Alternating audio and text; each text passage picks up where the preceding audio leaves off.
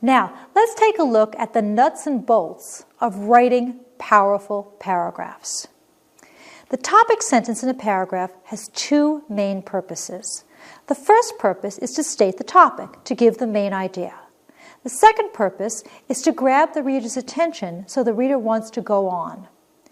Therefore, the topic sentence is the most important sentence in your entire paragraph because it shapes the entire paragraph by defining its contents, and it establishes the paragraph's organization. Topic sentences can take many different forms.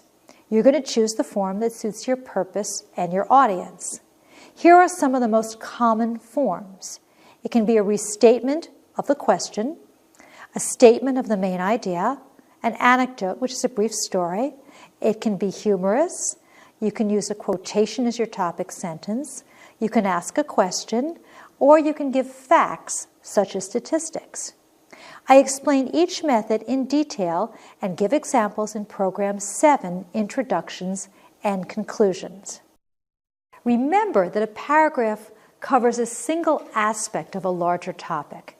And when you're forming your topic sentences for your paragraphs, think about Goldilocks and the Three Bears.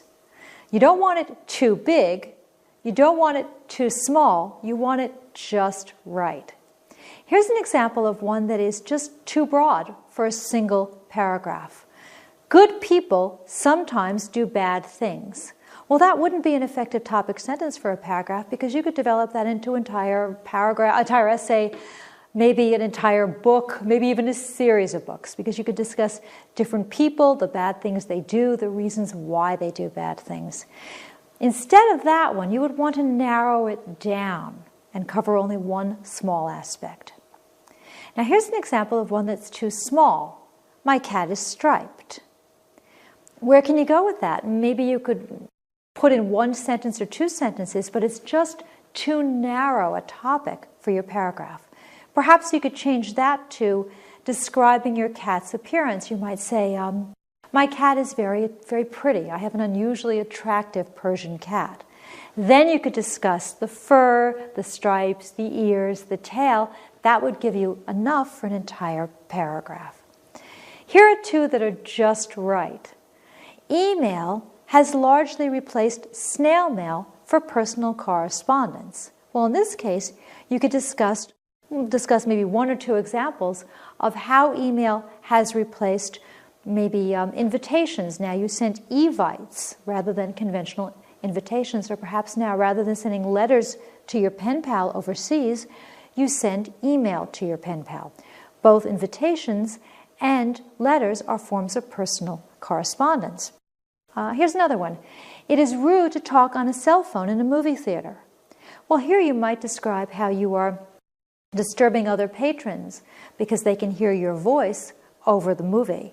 And you might give one or two examples, perhaps when you've been at the movies and one of the patrons has done this and it's bothered you very much because you've been unable to hear the movie.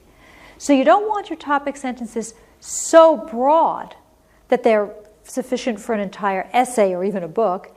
You don't want them so narrow that you can't get more than one or two sentences. Like Goldilocks, you want them just right. Now let's look at those supporting sentences, the meat of your paragraph. Supporting sentences make your point, explain your ideas, describe your subject, and tell your story. Supporting sentences therefore contain details, examples, opinions, quotations from reliable sources, statistics, anecdotes, any proof that you can give that'll make your point vivid and clear, and if you're writing a persuasive essay, persuasive.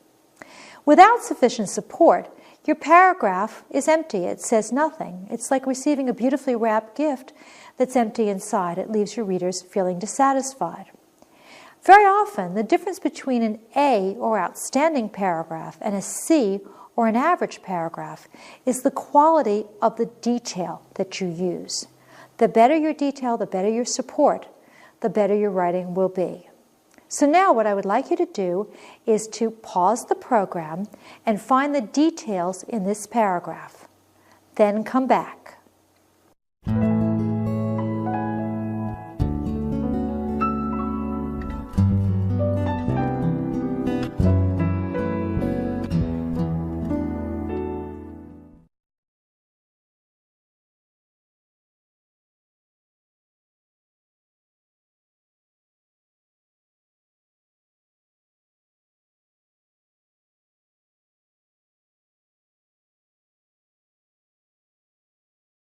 Here's my answer.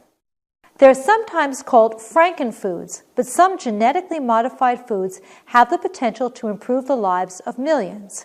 That's my topic sentence. Insects often destroy crops, resulting in devastating financial losses and starvation in developing countries. My details and examples include insects, destroying crops, devastating financial losses, starvation, and developing countries. Notice how specific developing countries is. I don't just say countries. Pesticides are an effective way to kill these pests, but they damage the ecosystem and human health. Pesticides is specific, and then I give two examples. I say they damage the ecosystem and human health. Scientists have created Bt corn genetically modified to resist insects. Bt corn is a specific example. Then I define it by saying it's genetically modified to resist insects. That's a specific example. Since Bt corn does not require pesticides, farmers can grow more corn more cheaply and safely, which helps prevent starvation. Cheaply and safely are specific examples, as is helping to prevent starvation. So, despite fears to the contrary, genetically modified foods like Bt corn can be very beneficial. I have specific examples in there, as in genetically modified foods like Bt corn, but also notice how my conclusion sums up everything that I said in my paragraph. So now what I would like you to do is to pause the program and identify the type of details that appear in this paragraph about world population. Then come back.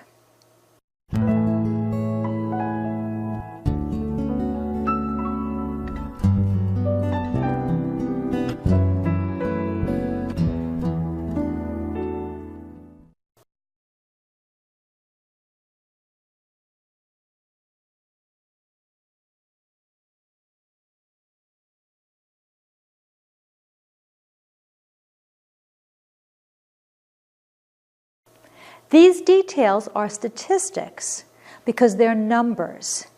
Take a look at some of the numbers we have here. We have in 1800, we have population was 1 billion.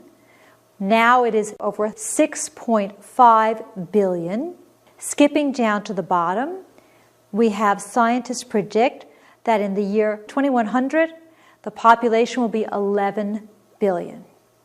So I've got 1, 2, 3, 4, 5 very good numbers here. This shows me that the majority of the facts in this paragraph are statistics.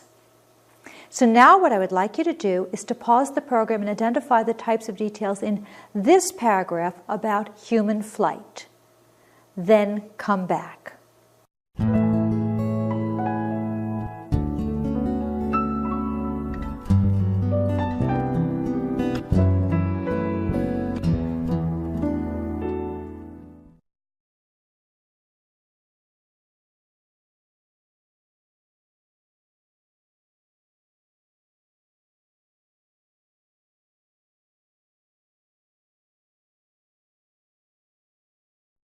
The details are examples because they give specific illustrations. In the 15th century, the Italian artist Leonardo da Vinci sketched many fanciful designs of flying machines. Specific example. Movies such as The Rocketeer, Spy Kids, and Minority Report. Specific examples. A rocket man even flew into the opening ceremony of the 1984 Summer Olympics in Los Angeles. Another specific example. So I'm taking my generalities. People have always dreamed of flying, for example, and I'm backing them up with specific examples. So now what I would like you to do is to pause the program and identify the type of details in this paragraph about DNA fingerprinting. Then come back.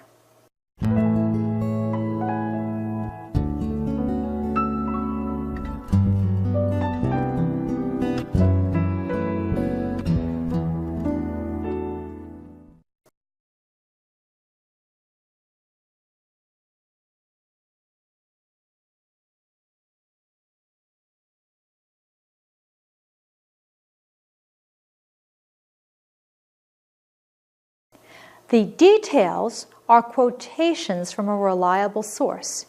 You can tell because you can see the quotation marks that show the speaker's direct words. The entire bottom part of this paragraph is the speaker's direct words. This famous scientist said, "I was on my own in the darkroom at 9:05 on September 10th, 1984, when that pattern came up and I twigged what we had stumbled upon. Just that single bit of X-ray film threw open a door we didn't even know was there. It opened the whole science of forensic DNA."